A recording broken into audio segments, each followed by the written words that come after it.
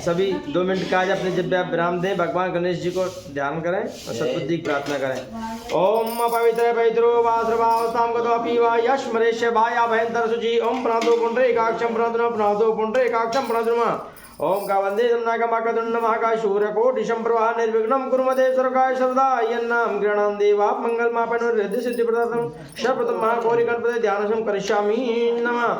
सभी अपने अपने पितृ देवता का आह्वान करेंगे, जहाँ कहीं भी हो देवता कथा श्रवण के लिए वहाँ साथ आवे।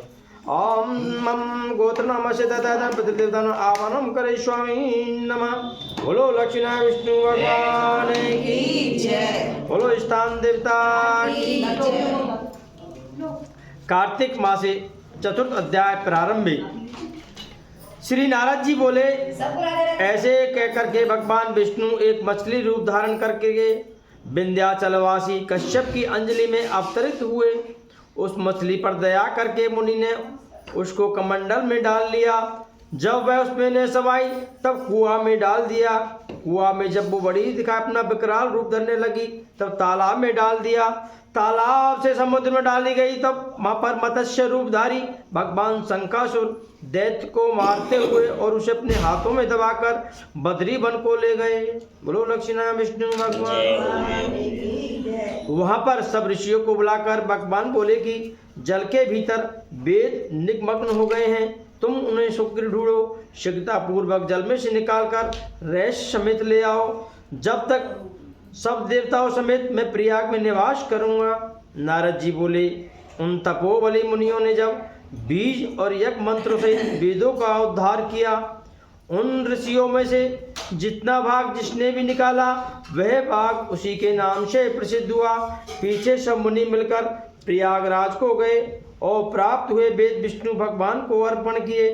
संपूर्ण वेदों को पाकर ब्रह्मा जी ने प्रसन्न हो देव और ऋषियों सहित अश्वमेध यज्ञ किया। यज्ञ के अंत में देवता गंधर्व यक्ष पन्नग गृह पृथ्वी पर दंडवत और प्रार्थना कर बोले, हे देवाधिदेव, यह समय हमारी प्रसन्नता का है। हे रमापते, ब्रह्मा जी ने इस स्थान में नष्ट हुए वेद फिर पाए हैं, हमने यज्ञ के भाग से प्राप्त किए हैं, इसलिए यह स्थान पृथ्वी पर अत्यंत श्रेष्ठ व पुण्य देने वाला होगा।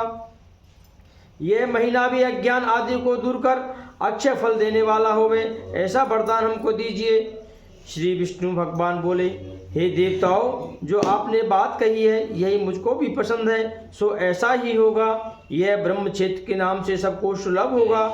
सूर्य वंश राजा भागीरथ यहाँ पर गंगा माता को ले आएंगे।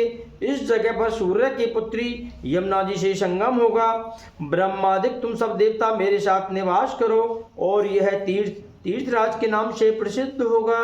बोलो लक्ष्मी विष्णु भगवान की जय। यहाँ पर किया हुआ दान तप व्रत होम पूजा आदि कर्म अनंत फलदाने होंगे और मेरे पास पहुँचने वाले होंगे। यह अन्य जन्मों के किए हुए पाप कर्म भी इस तीर्थ के दर्शन मात्र स्नान करने से नष्ट हो जाएंगे।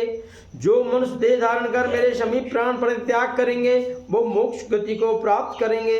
जो पुरुष अपने पितृश्वरों को यहाँ पर श्राद्ध करेंगे उनके पितृगण मेरे स्वरूप को धारण करेंगे।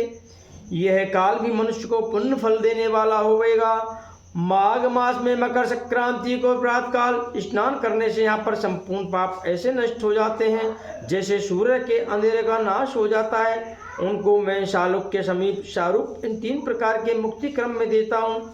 हे मुनीश्वरों, मैं सर्वगरूप बद्री वन में सफेद निवास करता हूँ। जो फल अन्य तीर्थों में 100 वर्ष में मिलता है वह तुमको वहाँ दिन में एक दिन में प्राप्त होगा। उस स्थान के दर्शन करने वाले मनुष्य जीवन मुक्त हो जाते हैं, उन्हें कोई भी पाप नहीं लगता। नारद जी बोले, हे प्रभु, देवता लोग ऐसा कहकर ब्रह्मा जी सहित वहीं से अंतर ध्यान हो गए और इंद्रादिक देवता अपने अंशों से वहाँ पर स्थित रहकर अंतर ध्यान हो गए। जो मनुष्य शुद्ध चित्त मन से इस पवित्र कथा को सुनते हैं उनको प्रयागराज और बद्री वन जाने का फल प्राप्त होता है। बोलो लक्ष्मी विष्णु भगवान श्रीमन नारायण नारायण।